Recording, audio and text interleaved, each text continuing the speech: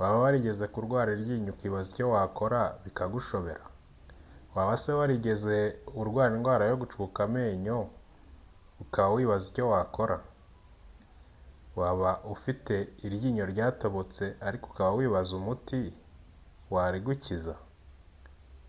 Byose biri muri iyi video, kurikira ino video kugeza irangiye uraza kumenya icyo wakora mu gihe ufite ikibazo cy'indwara yo gucukuka amenyo cyangwa amenyo yatobotse.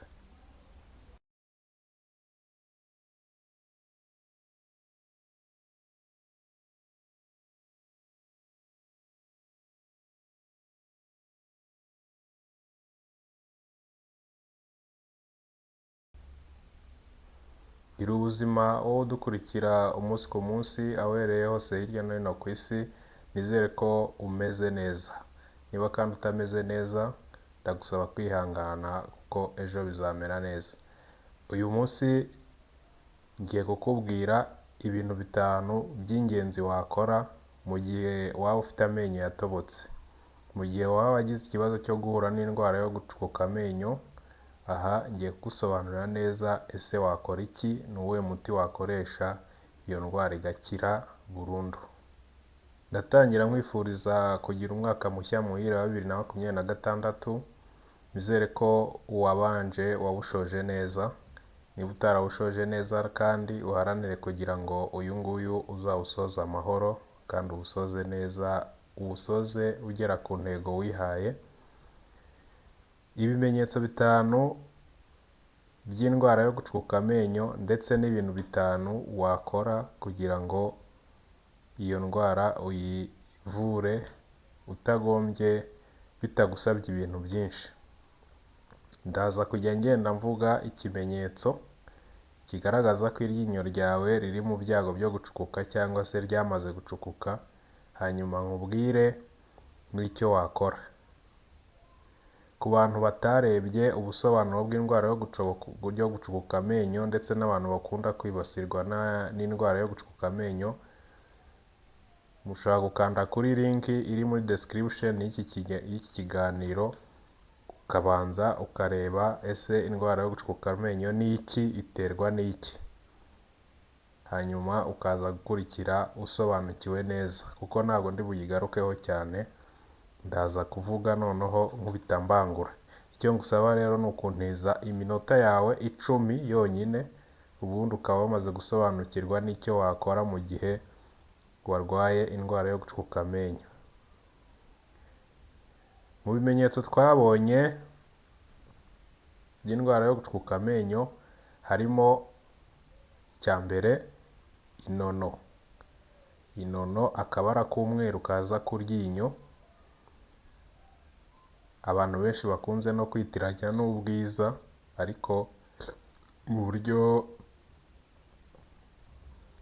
buri scientifique akaba atari ubwiza, ahubwo ari ikimenyetso cy'uko iryinyo ryatangiye gucukuka cyangwa ryatangiye gutakaza imyunyungugu ituma rikomera, nk'uko twabibonye mu busobanuro bw'indwara yo gucukuka amenyo ko indwara yo gucukuka amenyo ubundi iterwa no gutakaza ibice bigize iryinyo bitewe na acide ikorwa na bagiteri ziba mu kanwa k'umuntu. Iyo acide zikaba ziyikora mu biryo biba byasigaye hagati y'amenyo. Mu gihe ubonye iryinyo ryawe rifite inono, kiba ari ikimenyetso kigaragaza ko iryinyo ryawe ryatangiye gutoboka.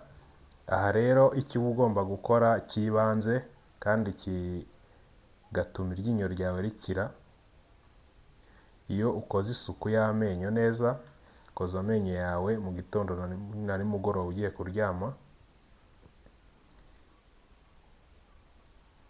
iryinyo ryawe riba rifite ubushobozi bwo kongera gufata umunyungugu wa fluoride utuma ryongera gukomera, wa mwobo ntukomeze ngo winjiremo imbere ugahagarara.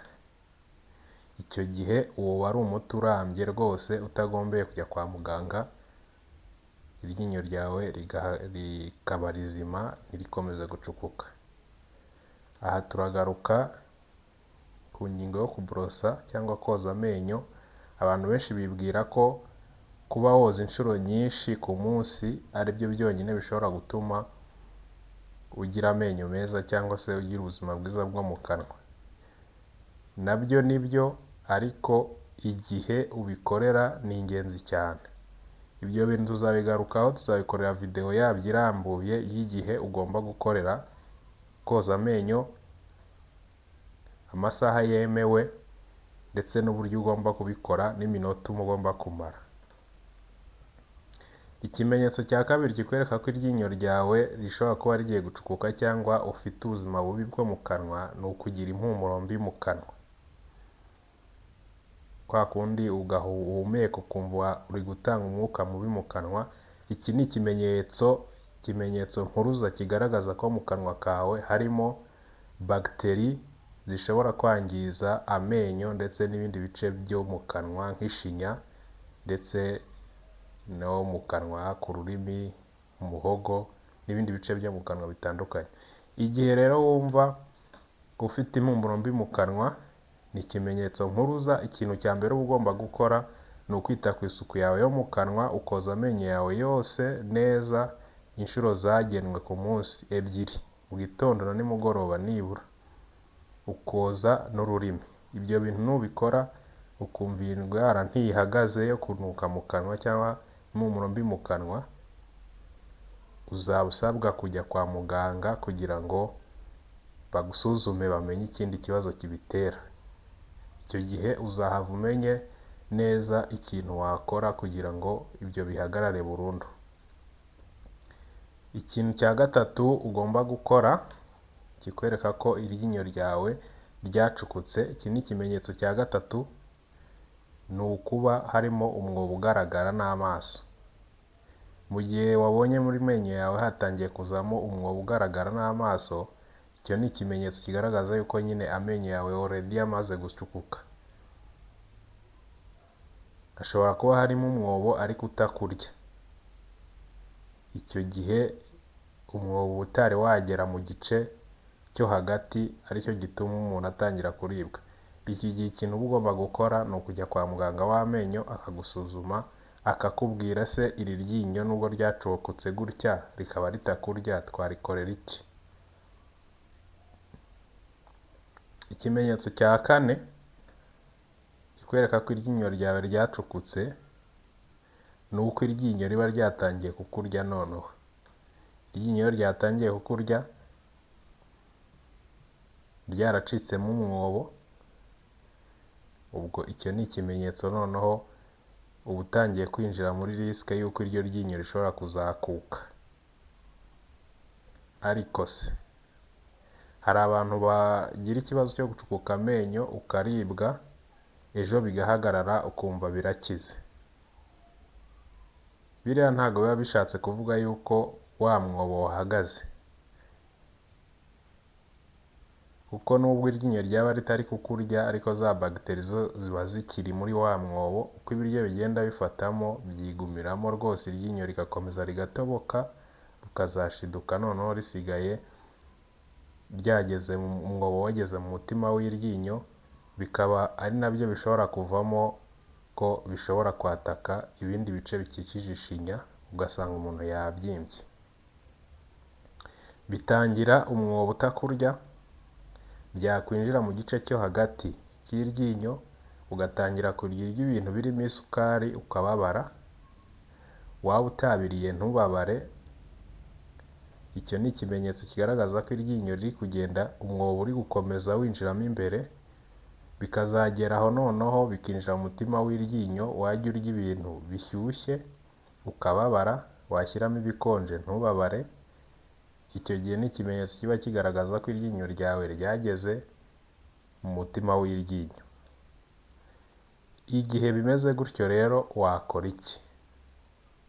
Ikintu cya mbere ugomba gukora ni ukujya kureba muganga w'amenyo ukwegereye. Muganga w'amenyo icyo azakora, azagusuzuma akubwira ati iri ryinyo umwobo urimo dushobora kuwuhoma cyangwa ntitwawuhoma ngo bikunde.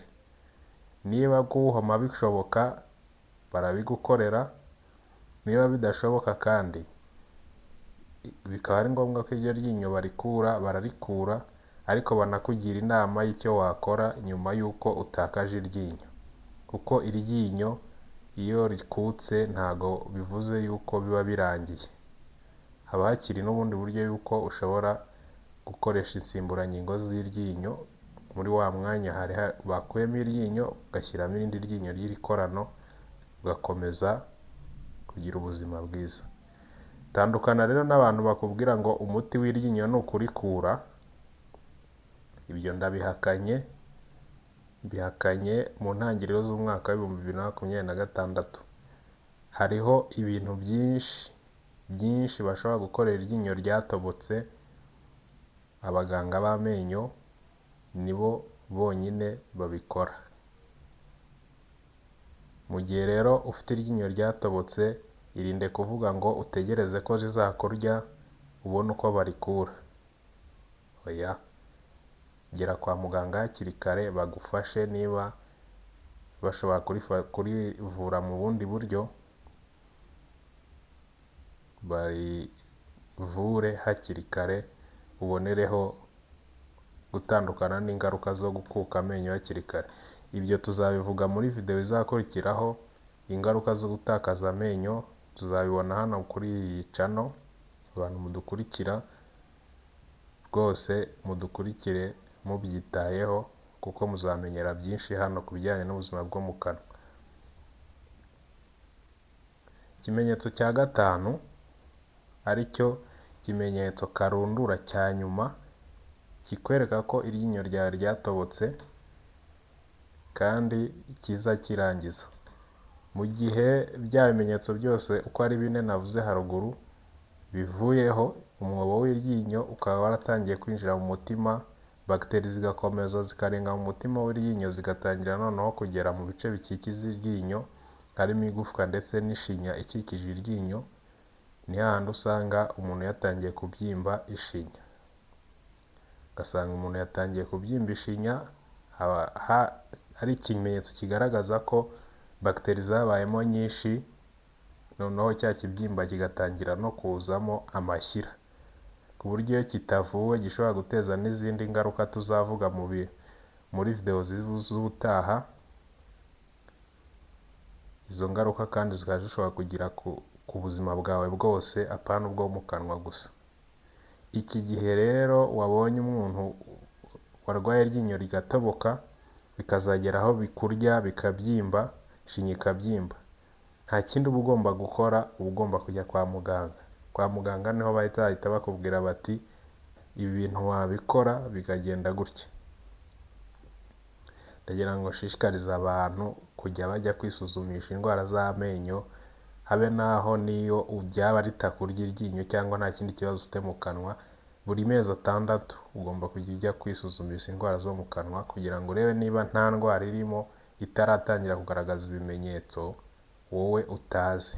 Icyo gihe bizagufasha kumenya icyo wakora kugira ngo wirinde za ndwara zose zishobora kuza mu kanwa kawe zigutunguye. Ibimenyetso byose twavuze bishobora kuza ushobora no kubibona mu kanwa kawe, cyane cyane kuribwa iryinyo no kubyimba cyangwa kunuka mu kanwa. Ushobora kubyumva ariko bidatewe n'uko ari iryinyo ryatobotse ufite mu kanwa, ahubwo bitewe n'indi ndwara, imwe mu ndwara zikunze kwibasira akanwa k'umuntu. Izo ndwara tuzagenda tuzivuga. Ubu turacyari ku ndwara ya mbere yo gucukuka amenyo. Impamvu tukivuga ku ndwara yo gucukuka amenyo ni uko ariyo yibasira abantu benshi, haba mu Rwanda, muri Afurika ndetse no hanze ya Afurika. Ndagusaba rero gukomeza kudukurikira umunsi ku munsi mu biganiro byacu bya buri munsi, kugira ngo uzabashe gusobanukirwa n'izindi ndwara zishobora guhuza ibimenyetso zo mu kanwa, ndetse n'ingaruka zishobora kugira ku buzima bw'umuntu burenze ubwo mu kanwa. Ndizera neza ko rero wasobanukiwe n'ibyo twavuze. Ikiyongeraho ni uko ugomba guhitamo ibyo kurya bitarimo isukari nyinshi. Ibyo bintu twarabivuze mu kiganiro cyashize. Abashaka kukireba murakanda kuri link iri muri comment kugira ngo mumenye uburyo ibintu ushobora gukora kugira ngo wirinde zino ndwara. Komeza kubana natwe rero umunsi ku munsi, nitwe tuguha ubumenyi buzima ukagira ubuzima buzima. Ibiganiro byacu nakagaruka, tuzahurire mu isomo ry'ubutaha.